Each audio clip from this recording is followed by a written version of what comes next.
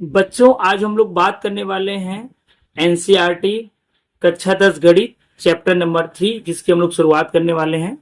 दो चर वाले रैखिक समीकरण जो जिसका प्रश्नावली 3.1 को हम लोग सॉल्व करने वाले हैं। तो चलिए हम लोग सवाल को स्टार्ट करते हैं। पहला सवाल आपसे बोल रहा है, निम्न समीकरणों में रैखिक समीकरणों के युग्म बनाइए और उन्हें ग्राफीय विधि से हल कीजिए। तो हमें क्या करना है, पहले इन सवालों को पढ़ना है, समझना है और दो चर वाले दो रैखिक समीकरण बनाने हैं और उनको ग्राफीय विधि से हल करना है। अगर आपको पता होगा तो ठीक है, नहीं पता तो हम आपको बता दें कि रैखिक समीकरण को हल करने का टोटल कुल 3 विधि है जो आपको इस बुक में पढ़ना है। ग्राफीय विधि, प्रतिस्थापन विधि और विलोपन विधि। तो हम लोग जो पहला विधि है उस विधि से हम लोग इसको हल करने वाले हैं, यानी ग्राफीय विधि से हल करने वाले हैं। तो चलिए हम लोग सवाल को स्टार्ट करते हैं।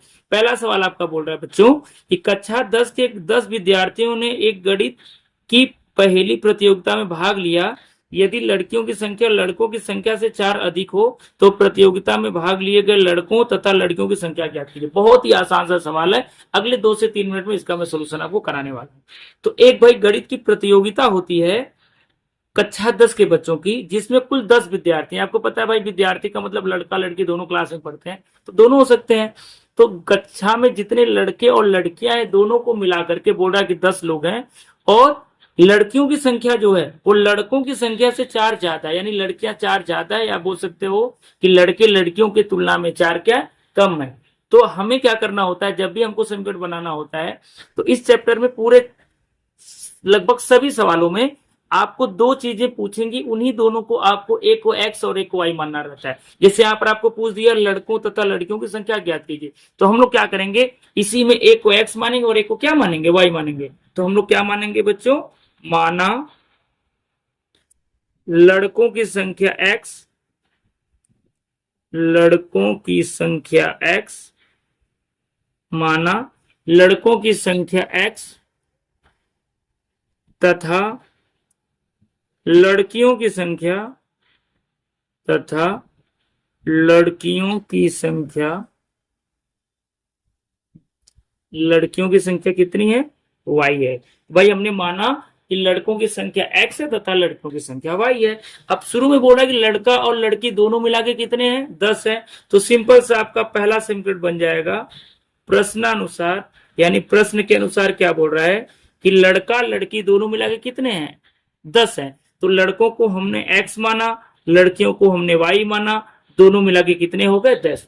तो बच्चों ये आपका जो है पहला समीकरण बन गया। अब हम लोग क्या करेंगे, अगला समीकरण बनाएंगे। चलिए इसको समीकरण नंबर 1 रख देते हैं।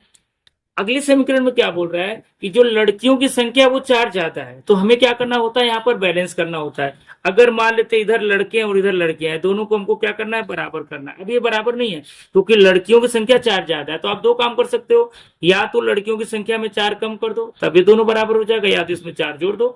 दोनों में से आप कोई भी काम कर सकते हो। तो चलिए मैं लड़कियों में से 4 कम कर देता हूँ।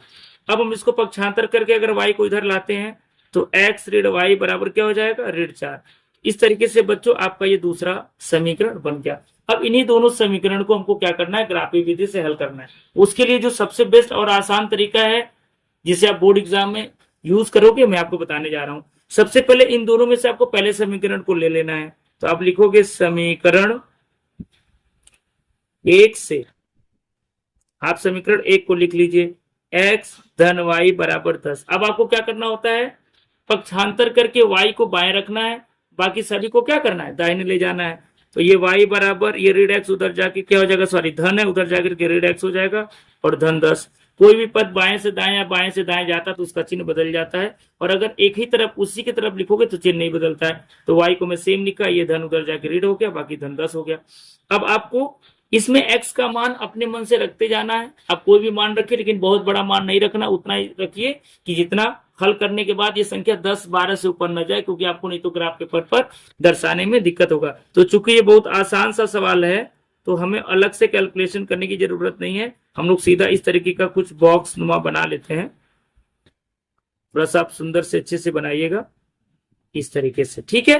तो यहाँ पर मैं x लिखूंगा और यहाँ पर क्या लिखूंगा, y लिखूंगा, यानी x का मान मैं यहाँ पर रखूंगा, जो उत्तर आएगा उसको मैं y के मान में रखता जाऊंगा। जैसे अगर मैं मान लीजिए x का मान कितना रख दिया, 4 रखता हूं, तो यहाँ पर 4 रखोगे तो ऋण 4 बन जाएगा, और धन में से ऋण 4 घटा दो कितना उत्तर आएगा, 6 आ जाएगा।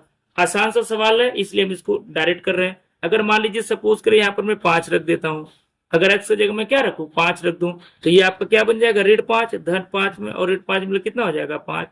आप यहाँ ऋणात्मक संख्या भी रख सकते हो, धनात्मक भी रख सकते हो। जैसे सपोज करो कि आपने यहाँ पर ऋण 5 रख दिया, तो ऋण 5 और ये ऋण मिलकर के धन 5 हो जाएगा, संख्या क्या हो जाएगी बड़ी, यानी 15 हो जाएगी। अब 15 को थोड़ा सा ग्राफ पेपर पर दर्शाने में दिक्कत हो सकता है, इसीलिए हम लोग क्या कर रहे हैं, ये थोड़ा सा इस चीजों को ध्यान देंगे कि ये वैल्यू बहुत बड़ा आपका न जाए। ठीक है, तो चलिए मान लीजिए कि यहाँ पर मान में कितना रख देता हूँ, यहाँ पर मान में रख देता हूँ। अब इस बार चलिए 6 रख देता हूँ, तो जैसे 6 रखोगे तो ये ऋण 6 बन जाएगा, धन 10 और ऋण 6 मिलकर कितना हो जाएगा 4 हो जाएगा। इस तरीके से हमारे जो निर्देशांक मिलेंगे जिसे हमें ग्राफ पेपर पर दर्शाना होता है, तो निर्देशांक क्या मिलेंगे 4,6, 5,5, 6,4, इस तरीके से हमारे निर्देशांक मिल गए।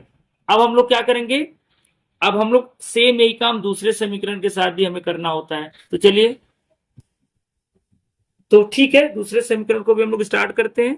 आपका आप लिखेंगे क्या, समीकरण 2 से, समीकरण 2 से, समीकरण 2 में भी सेम यही काम करेंगे। हमारे पास क्या समीकरण है, x ऋण y बराबर ऋण 4, मैं इसको नोट कर लिया हूं। फिर से पक्षांतर करेंगे, धन x उधर जाकर ऋण हो जाएगा, तो ऋण y बराबर ऋण x ऋण 4। अब देखिए सभी में ऋण दिख रहा है, तो आप ऋण से भाग दे करके ऋण को ही खत्म कर दो। ठीक है, ये सबसे बढ़िया रहेगा। तो ये क्या बन जाएगा, y बराबर x धन 4 बन जाएगा। ठीक है, y बराबर क्या बन गया, x धन 4। फिर से हम लोग वही बॉक्स नुमा बना लेते हैं, ये सबसे बेस्ट रहता है लिखने का तरीका।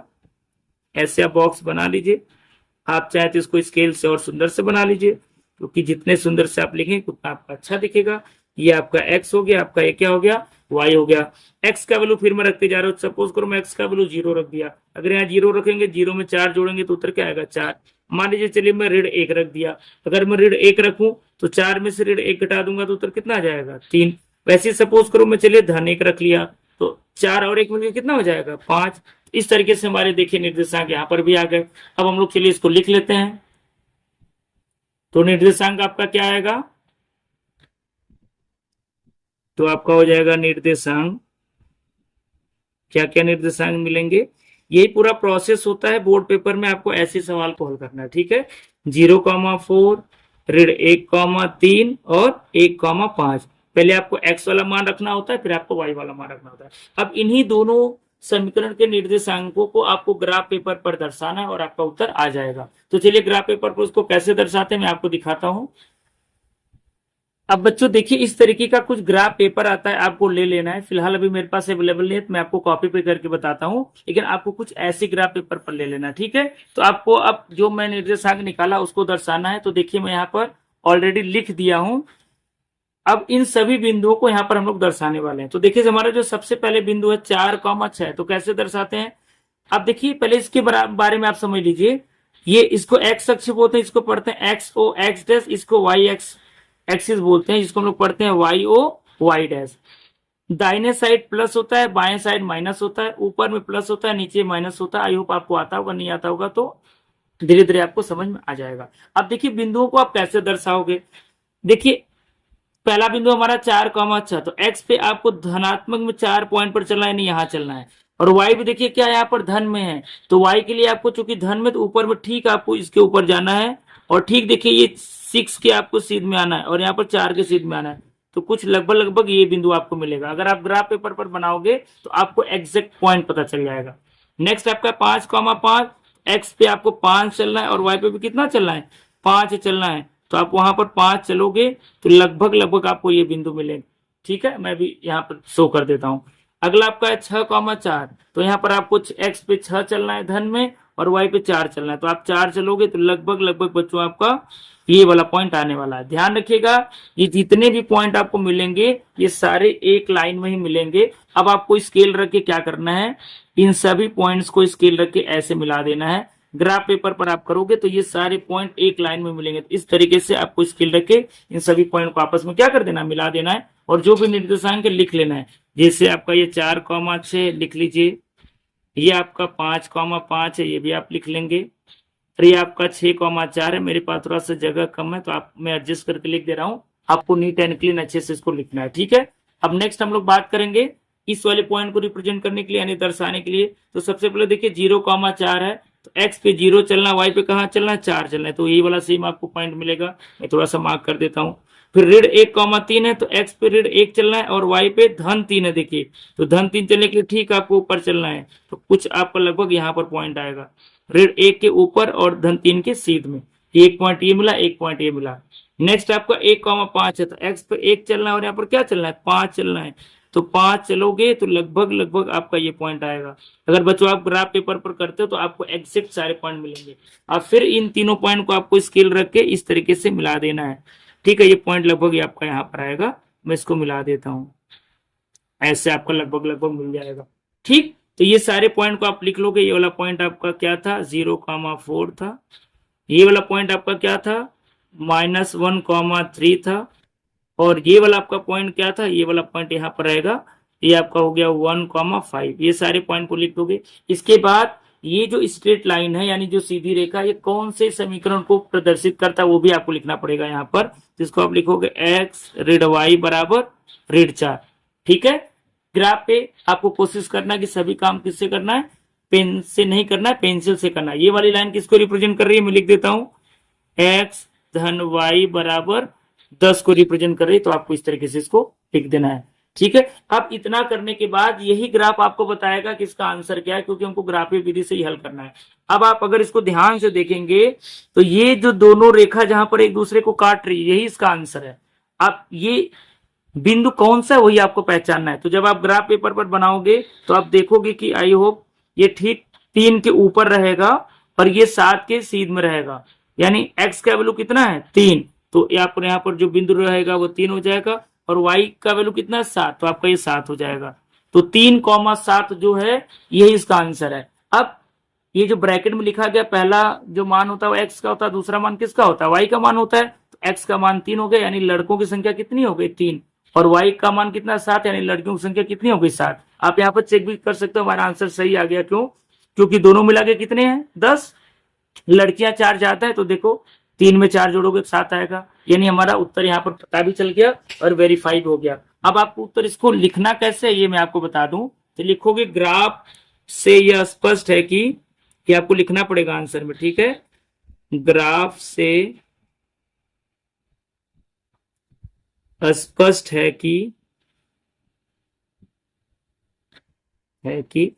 x बराबर कितना है 3 तथा y बराबर कितना है आपका 7 है, ठीक है। लेकिन उत्तर x y के फॉर्म में नहीं लिखना है आपको, चूंकि लड़का लड़की की संख्या पूछ रहा है तो आपको ऐसे लिखना है। तो आप नीचे एक लाइन और लिखोगे, अतः लड़कों की संख्या बराबर 3 तथा